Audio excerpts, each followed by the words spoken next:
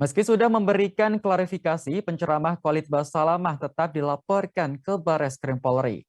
Laporan itu terkait video ceramah Khalid Basalamah yang menyinggung soal wayang haram. Laporan ini dilayangkan oleh Ormas Setia Kita Pancasila ke Barreskrim Polri pada Selasa 15 Februari.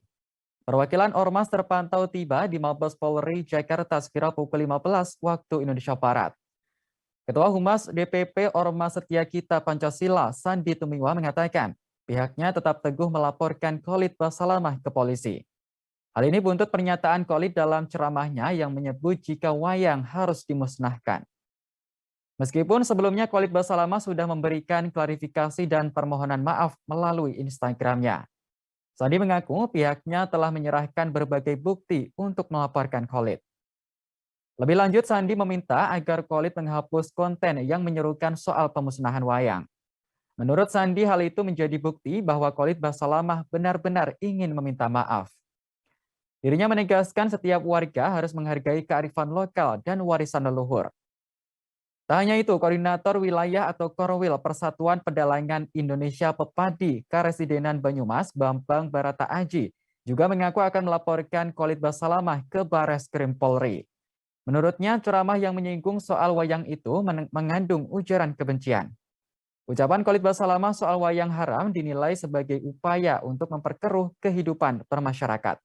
Saya akan coba klarifikasi jawaban kami, saya coba bagi menjadi 3 bagian, saudaraku, seiman dan juga sebangsa dan setanah air.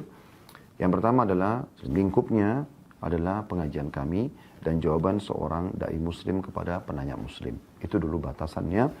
Dan saya pada saat ditanyakan masalah wayang, saya mengatakan alangkah baiknya dan kami sarankan agar menjadikan Islam sebagai tradisi, jangan menjadikan tradisi sebagai Islam.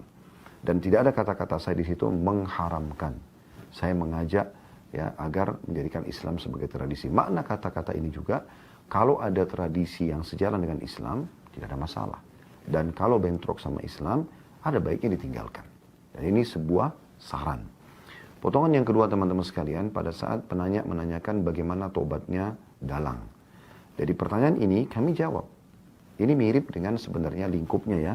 Kalau ada yang menanyakan bagaimana tobatnya seorang pedagang, seorang guru misalnya, disebutkan profesi.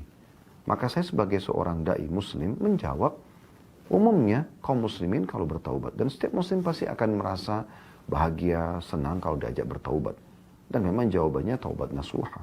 Kembali kepada Allah dengan taubat yang benar. Potongan yang ketiga teman-teman sekalian, sangat berhubungan dengan jawaban saya terhadap potongan yang kedua tadi, yaitu dimusnahkan. Jadi kalau ada orang yang memang taubat, misalnya di sini dia seorang dalang. Kalau dia sudah taubat dan dia tidak mau lagi melakukan itu, maka mau diapakan wayang-wayang ini? Saya katakan untuk dia secara individu dimusnahkan. Sebatas itu. Jangan lupa subscribe, share, komen, dan like ya.